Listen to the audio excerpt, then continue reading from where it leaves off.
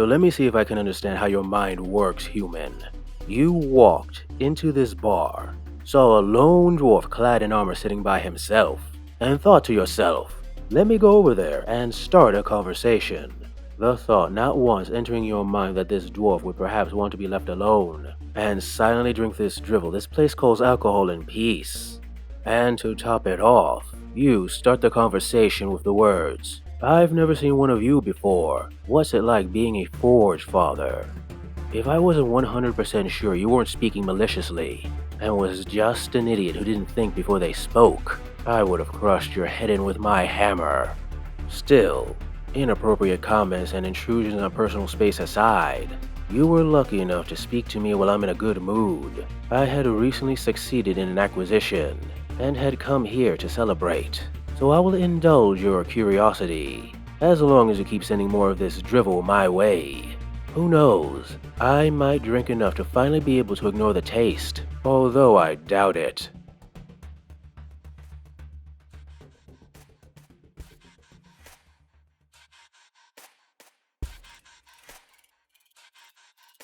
From the center of the galaxy and stretching out to the borders of the other so-called galactic powers is a region of space known as the Star Realm, a place the Forge Fathers have lived in since time immemorial. This Star Realm isn't a chaotic mess of competing corporations like your Human Global Prosperity Sphere, or GCPS as you humans call your government. It is divided instead by numerous largely autonomous clans of dwarves, with smaller clans owning several planets, while larger ones may hold several systems. Within Forge Father society, a claim on a planet or system is considered sacred, and to infringe on it is taboo. These clans are further divided into numerous interrelated families with a strong sense of honor, kinship, and devotion, with bonds as strong as the hardest metal. It's one of the reasons our numbers are so few, at least compared to other races. Important matters such as matrimony and the birth of a child are given deep consideration to ensure they won't negatively impact a family or clan's dynamics. Now, as I said before, Forge Father clans are largely autonomous, each doing what they deem fit with whatever region of space they own. And the head of each clan is a Forge Lord, usually the oldest and wisest dwarf of a clan, and their word is law. Words that are of course tempered by the wisdom of their advisors, known as Huskarls, who are usually the heads of their own families, and are skilled warriors and leaders in their own right. These Forge Lords only really interact with other Forge Lords in matters of trade or mutual defense, and although it is uncommon, there can occasionally be conflicts between clans, as Forge Lords sometimes have disagreements on matters both financial and political. If there is a major dispute between clans, however, a Kret, or Hearth Gathering in your language, is called. A meeting where the Forge Lords of the affected clans meet to air their grievances, before a neutral Forge Lord who acts as adjudicator and mediator. These Krets are highly ceremonial, with proper protocols for the airing and resolution of grievances, such as the recitation of dwarfish legends, and giving long speeches about the various accomplishments of the clans. And although these Krets can admittedly take a while, once a decision is reached, all Forge Lords are honor-bound to abide by the ruling whatever it may be. I see that look, human. Me speaking about ceremonies and the recitation of legends must seem rather primitive to you, especially from such a technologically advanced people such as ours. And that belief shows the youth of your race. Our people are old, human. I make no boast that we are most likely the oldest race in this galaxy. And a race as ancient as ours has forgotten more than whatever your government's largest databases have ever collected. To try to remember every little detail of everything we have ever done would bury us. We learned long ago that ultimately, what mattered was not the details, but the lessons learned. And the best way to teach these lessons to the next generation, and maintain our cultural identity, is through our myths and legends. And thus, the recounting of these stories became a vital part of Forge Father life. The retelling of tales of dragons and monsters in large social gatherings a well-loved tradition. One of the oldest of these stories being that of Faringir and Murakin. Now, to tell this tale properly would require a lengthy amount of deep vocal singing, and far better alcohol than this place serves. So instead, I'll give you the abridged version.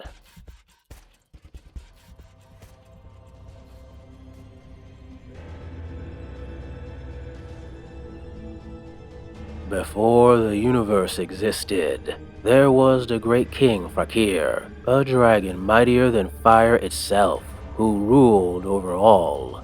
His fiery wings stretched across the heavens, and there was nowhere he could not go. His two sons were Farangir and Murakin, where Farangir was bold and courageous. His brother was a devious thinker. So loved was Farangir that his father gifted him an ingot of primordial metal, source of all power, and the key to immortality. Farangir treasured this gift and guarded it closely, refusing to let his younger sibling touch it. He claimed it was proof that one day he would succeed their father as great king.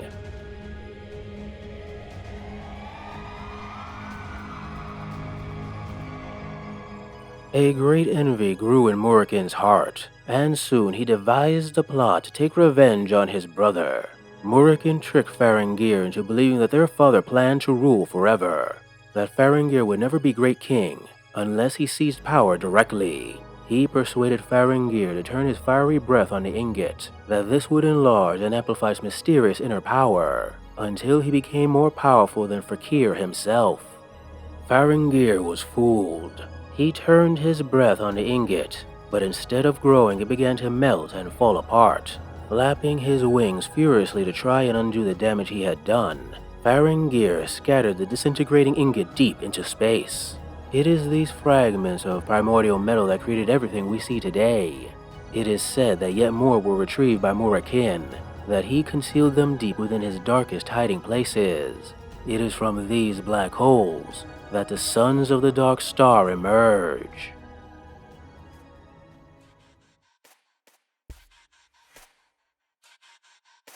Now, who was Fakir? Was he and his sons actually dragons? Is the story simply a fanciful retelling of an ancient war or galactic cataclysm? Ultimately, it doesn't matter. Only the lesson learned from the myth, that we forged fathers were created in this great dispersal, children of fire and metal who perhaps the will of Farangir made manifest, forged into creation to take back what was taken from him by reclaiming these pieces of primordial metal one system at a time.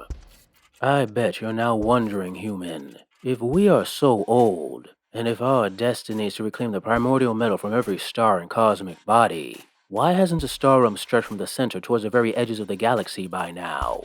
That, human, is because unlike other races, we aren't wasteful. We take our time to make sure the exploitation of a system is done right. When a system is claimed, the first order of business is to create a forged star, a megastructure built around a natural or artificial star.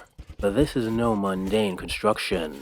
This is more akin to a spiritual ceremony, for we are reclaiming a piece of the primordial metal itself, tapping into its fires to power our ongoing mission to reclaim the resources of the galaxy.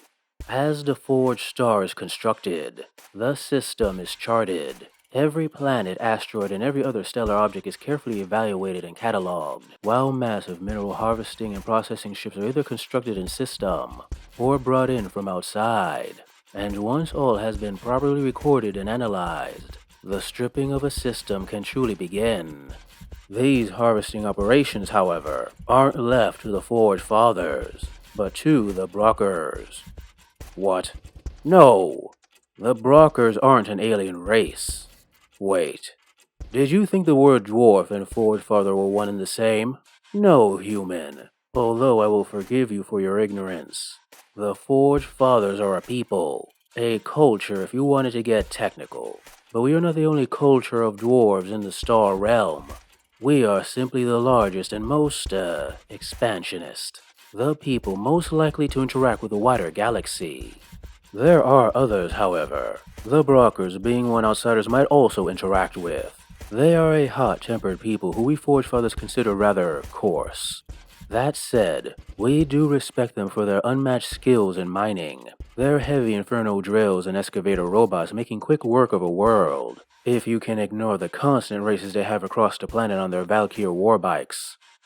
Although the Brockers are expert miners, they don't have our skills with advanced technology, and when their more complex machines are in need of repairs and maintenance, they will often look to artificers, the engineers of the Forge Fathers. Although you would think a Forge Father would have their patience constantly tested in the presence of the chaotic Brockers, that is not so for them. The artificers can be just as loud and boisterous as the Brockers. Perhaps dealing with such complex machinery does something to their minds. Boisterous or not, they are masters of technology, able to repair a machine no matter how distracted or drunk they may be. So skilled are they, they're often targeted by other forces in order to try to steal our technological secrets, which is why they can often be found inside their powerful juggernaut mechs. Now, where was I? Right, the mining. Some of the mined resources of the system are stored away for a rainy day, as you humans say, but much of it is used to construct the various vehicles, buildings, and other projects vital to Forge Father life. The most well-known of them, at least by you humans, being the ward ships. Each ward ship is immense in size, with enough room to house and support hundreds of thousands of dwarves. These mammoth ships can serve as a mobile factory with forges, machine shops, storerooms, vault processors, and storage facilities. They can also be a mobile base housing large contingents of warriors and war machines. Heavily armed and armored, few forces in this galaxy have a chance to stop one of them once they choose to enter a system to strip mine or colonize a world. And that was the case when the ward ship of the Strickhammer clan entered into the orbit of the world of Spitsner, a world recently colonized by you humans. The clan was unhappy to see an alien race occupying a world they had planned to strip mine centuries before, and they politely asked the colonists to leave. But the humans argued that their corporate masters had leased a world for colonization and legally owned the world, a lease the Forge Fathers naturally didn't recognize as legitimate.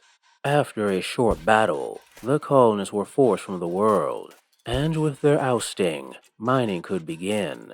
However, that would not be the end of it, as those colonists called upon the forces of the GCPS for aid.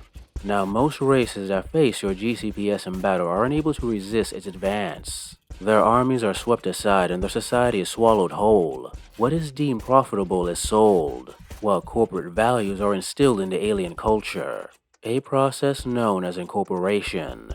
The GCPS in their arrogance expected the same of us, but that was not to be, for we were not only a technologically advanced race, but one with a strong martial tradition. You see, human, military service is required for all Forge Fathers for a significant part of our lives, and while some races may find some difficulty transitioning between their civilian and military life, that is not true for us. Discipline and control are an important part of being a Forge Father, whether it be in our forges and workshops, or on the battlefield. The core of any Forge Father force are the heavily armored infantry known as Steel Warriors, soldiers with centuries of experience that lay down withering fire with their hailstorm rifles or their flame-dispersing dragon's breath. Some Steel Warriors gain a taste for melee combat and join the ranks with a Thorgarim, eschewing ranged weapons for a powerful forge hammer that discharges a seismic pulse on impact that ravages armor and organic matter alike. Although Forge Father combat doctrine tends to favor slow and controlled pushes, there are those who favor speed. Hammer Fist drop teams practice high-impact atmospheric entry into enemy ranks, delivering death to the enemies of the Star Realm at close range.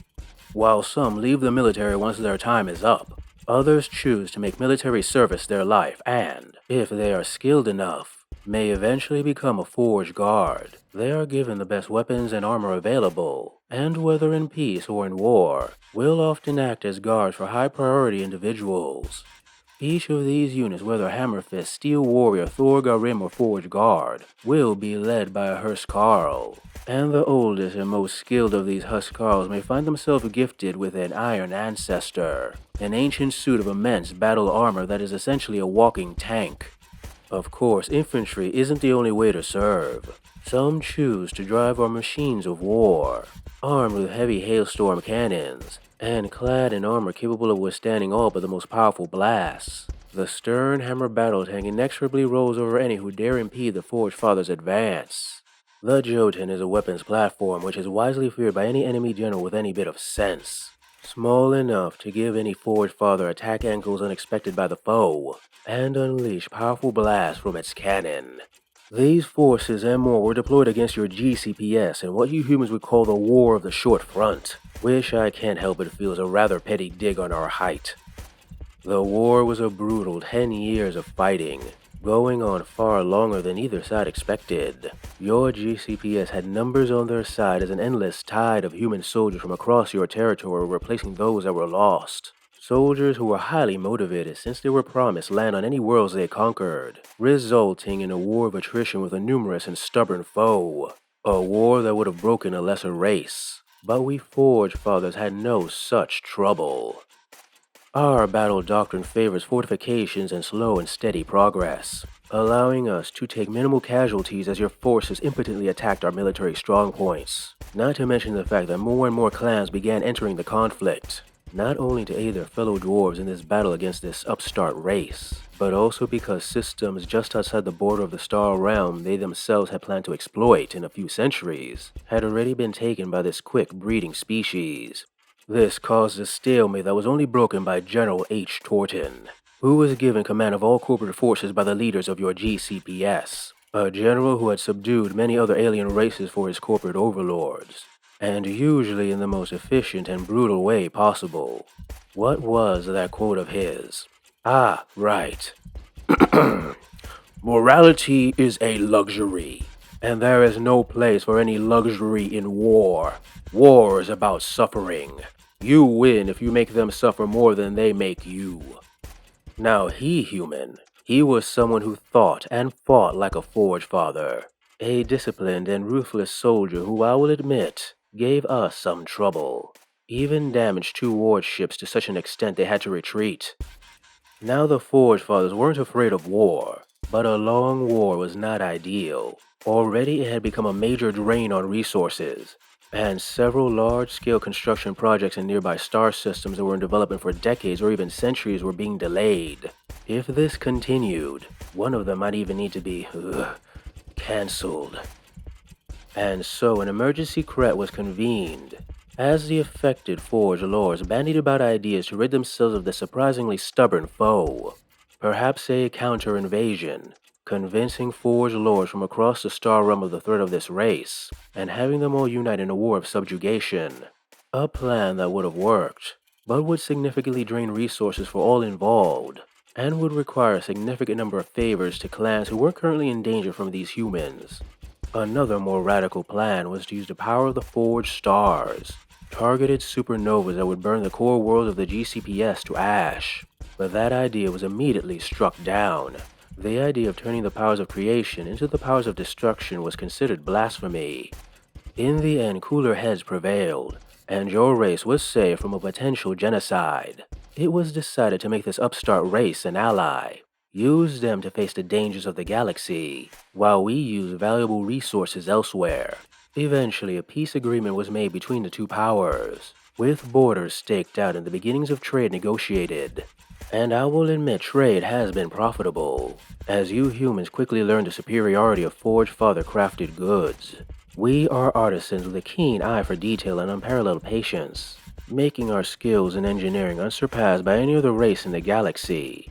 And with these skills, many large and influential clans do great business with corporate entities, trading raw resources for our highly prized goods.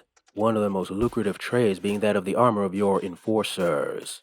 Those genetically enhanced elite soldiers of your armies depending on Forged Father crafted armor for their survival being an amusing fact I find quite hilarious. Despite all this trade, there are still conflicts between our peoples, although they are more like localized squabbles than full-blown wars, either started by a Forge Father clan who doesn't recognize the peace treaty between our peoples, or a greedy corporation who desire what obviously belongs to the Forge Fathers. Squabbles that have not broken the pact between our peoples, at least for now.